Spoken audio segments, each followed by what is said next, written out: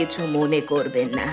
আমার 5 মেয়ে নিজের আপন বড় ভাইকে বিয়ে করাবে নিজেরাই দেখে শুনে। সেজন্য মেয়ে দেখতে চলে এসেছে সবাই মিলে। আরে না না, সমস্যা কিসের? 5 বোনের বড় একটা ভাই, ভাইয়ের কাছে স্বাভাবিকভাবে আবদার তো থাকতেই পারে।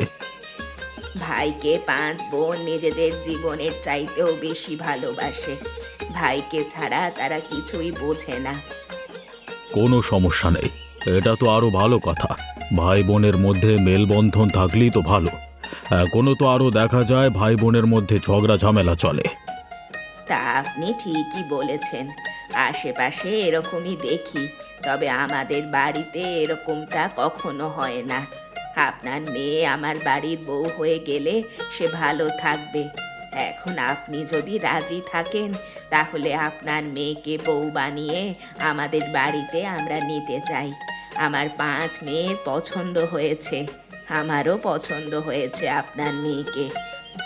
মেয়ের সাথে আমি একটু আলাদাভাবে কথা বলবো, তারপর মেয়ের মতামত আপনাদেরকে জানাবো। আচ্ছা ঠিক আছে, আজকে তাহলে আমরা আসি, আপনি জানাবেন।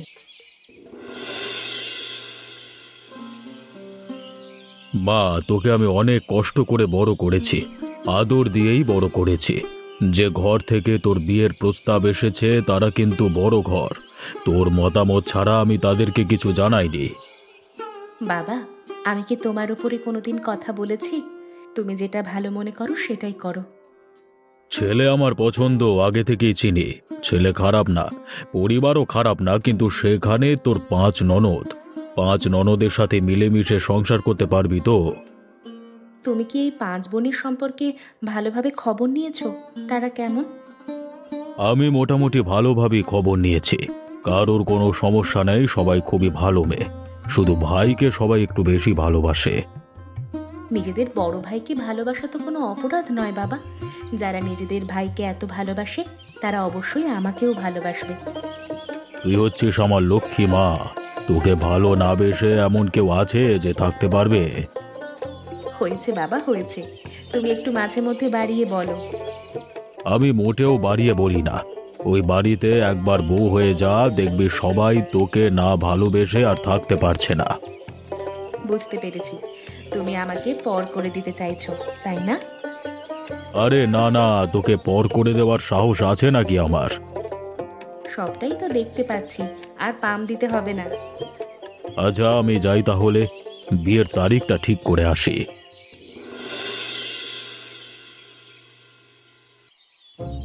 এ কি বৌদি, তুমি আসতে না আসতেই কাজটা কিন্তু ভালো করলে না। কেন গো, আমি আবার কি করলাম তোমার? কি করেছো এখনো বুঝতে পারছো না? না, বুঝতে পারছি না, তুমি একটু বুঝিয়ে বলো। আমি আমার দাদার পাশে সব সময় বসি, আজকে দেখছি তুমি আমার দাদার পাশে বসে আছো। তুমি কি আমার জায়গাটা দখল করতে চাইছো? আরে না না, আমি তোমার জায়গা দখল করব কেন? তোমার জায়গা সব সময় তোমারই থাকবে, আমি কখনোই দখল করব না। এই যে চোখের সামনে দখল করে বসে আছো, আবার মিথ্যে বলছো যে কখনোই দখল করবে না। আচ্ছা ঠিক আছে, আমি জায়গা ছেড়ে দিচ্ছি, তুমি এসে তোমার দাদার পাশে বসো, আমি অন্য পাশে বসছি। কখনো আমার দাদার পাশে বসবে না, আমি কিন্তু সব সময় দাদার পাশে বসি। দাদার পাশে অন্য কেউ বসলে আমি তো সেটা সহ্যই করতে পারি না। হয়েছে হয়েছে, বুঝতে পেরেছি, আমি বিশাল বড় ভুল করেছি। এমন ভুল আর কখনো করব না। আমি সরে অন্যদিকে বসছি, তুমি এসে তোমার দাদার কাছে বসো, আমার কোনো সমস্যা নেই। মা, আপনি এত কষ্ট করছেন কেন? আপনি তো আমাকে ডাকলেই হতো, আমি রান্না করতাম। এ কি বৌমা, তুমি আজকে রান্নাঘরে চলে এসেছো? মানুষজন আমাদেরকে কি বলবে? মানুষজন আমাদেরকে নিয়ে খারাপ কথা বলবে, কটু কথা বলবে, বলবে নতুন বউ এনেই কাজে লাগিয়ে দিয়েছি। মানুষজনের কথা আপনি এত ভয় পান কেন? আমি তো মানুষজনের কথায় ভয় পাই না। এটা এখন থেকে আমার স্বামীর বাড়ি, আমি করব না তো কে করবে? সব কিছু করার একটা সময় আছে বৌমা। কালকে তুমি এ বাড়ির বউ হয়ে আসলে, এখন যদি রান্নাঘরে আসো, কেউ দেখলে আমাদের নামে তো বদনাম করবেই করবে। তারপর তোমার বাবাকে গিয়ে জানাবে, তারপর তোমার বাবা ভাববে তার মেয়েকে এনে কাজ করাচ্ছি। আমার বাবা মানুষের কথায় কখনো বিশ্বাস করবে না। বাবার যদি কখনো এমনটা মনে হয়, তিনি এখানে চলে আসবেন, আমার কাছে জিজ্ঞেস করে নেবেন। বাবা গো বাবা, তোমার সাথে আর আমি কথা বলে পারবো না। আপনি আমার সাথে কথা বলে কিভাবে পারবেন মা? আমি তো জোয়ান মেয়ে, আপনার তো বয়স হয়েছে। তুমি আমাকে বয়স্ক বললে তাই না? বৌমা, তোমাকে একটা কথা বলতে চেয়েছিলাম। বলুন না মা, সমস্যা কি? আমার মেয়েদের কথায় তুমি কিছু মনে করো না। ওরা ওদের দাদাকে একটু বেশি ভালোবাসে তো, সেজন্য মাঝে মধ্যে পাগলামি করে। এসব নিয়ে আপনি চিন্তা করবেন না মা, ওরা তো আমার ছোট বোনের মতোই। আমি এসব নিয়ে কখনো ভাবি না।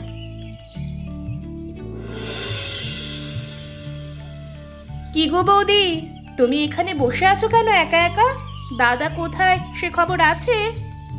কি আর করব, সারাদিন বাসার মধ্যে বসে থাকতে থাকতে তো ভালো লাগে না।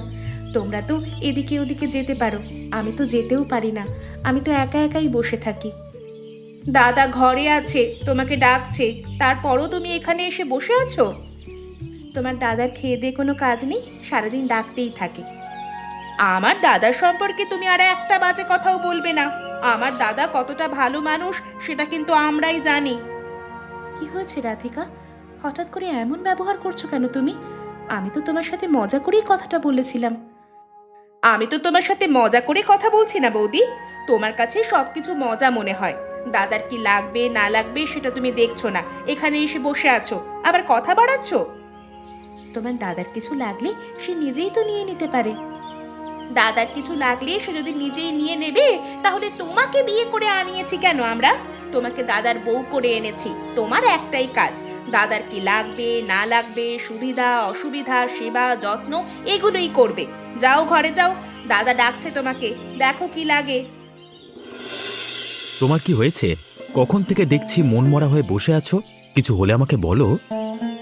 বললাম তো আমার কিছু হয়নি। তোমার যে কিছু একটা হয়েছে সেটা আমি খুব ভালোভাবেই বুঝতে পারছি। তুমি আমাকে বলো, কোনো সমস্যা নেই? বললে তো আপনি আবার ভুল বুঝবেন আমাকে। আরে বলো বলো, আমি তোমাকে ভুল বুঝবো না। আপনার বোনেরা আমার সাথে এরকম ব্যবহার করে কেন? আমি তো এবারে দাসী বান্দি নই, আবার আমি তাদের বড় বৌদি। তারা আমাকে ধমকে কথা বলে, অর্ডার করে, এসব তো আমার ভালো লাগে না। আরে আমাকে একটু বেশি ভালোবাসে তো, সেই জন্য আমার কোনো জিনিস নিয়ে একটু বেশি বেশি সিরিয়াস থাকে। যাই হোক, তারপরও আমি ওদেরকে বলে দেব।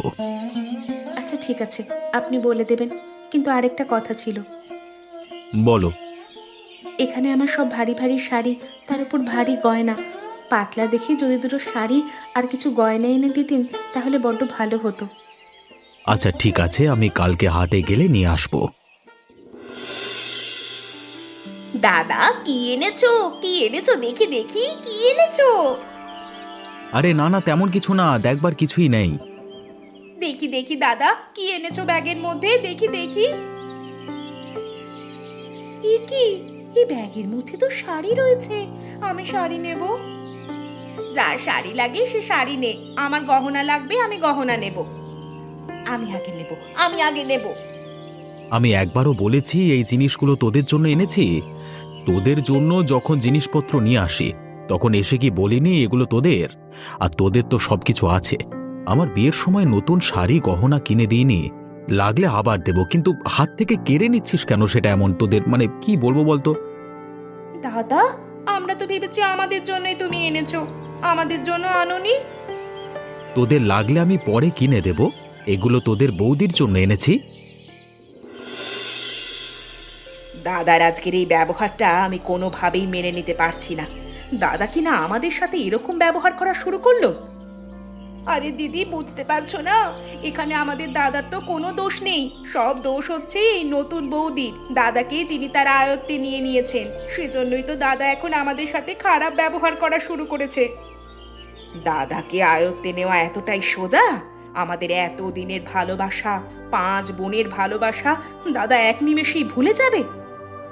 আমি বলি কি, যে করেই হোক এই বৌদিকে বাড়ি থেকে তাড়াতে হবে, তাহলেই শান্তি হবে, আমরা আমাদের দাদাকে ফিরে পাবো। কিন্তু দাদা তো বাড়িতে আছেন, কিভাবে তাড়াবো? আরে দাদা 2 দিন পরেই তো কাজের জন্য বাইরে যাবে, এমন একটা বুদ্ধি করে তাড়াবো না যে আমাদের কোনো দোষই দিতে পারবেন না। কি বুদ্ধি আমাদের বল। শোনো, অনেক রাত হয়েছে, আমার ঘুম পাচ্ছে। তোমরা এখন ঘুমাতে যাও, আমি একটু ঘুমাই। বৌদি, তুমি আমাদের সবাইকে তাড়িয়ে দিচ্ছ তোমার রুম থেকে? আরে না না, আমি তোমাদেরকে রুম থেকে তাড়াবো কেন? আমার ঘুম পাচ্ছে, শরীর ক্লান্ত লাগছে, সেজন্যই বলছিলাম। সেজন্য তুমি আমাদেরকে এভাবে বলবে রুম থেকে চলে যাওয়ার জন্য? কম করে হলেও রাত 2-3টে বাজবে। এখনো যদি তোমরা এখানে গল্প করার জন্য বসে থাকো তাহলে হয়? প্রতিদিন এসে তোমরা একই কাজ করো। প্রতিদিন তো এসব ভালো লাগছে না আমার। আমাদের তো তোমার সাথে গল্প করতে প্রতিদিন ভালো লাগে, সেজন্যই তো চলে আসি। আমি বুঝতে পারছি না, তোমরা কি প্রতিদিন ইচ্ছা করে আমার সাথে এমনটা করছো? তোমার দাদা শহরে যাওয়ার পর থেকেই এমনটা করে আসছো তোমরা। আমরা তোমাকে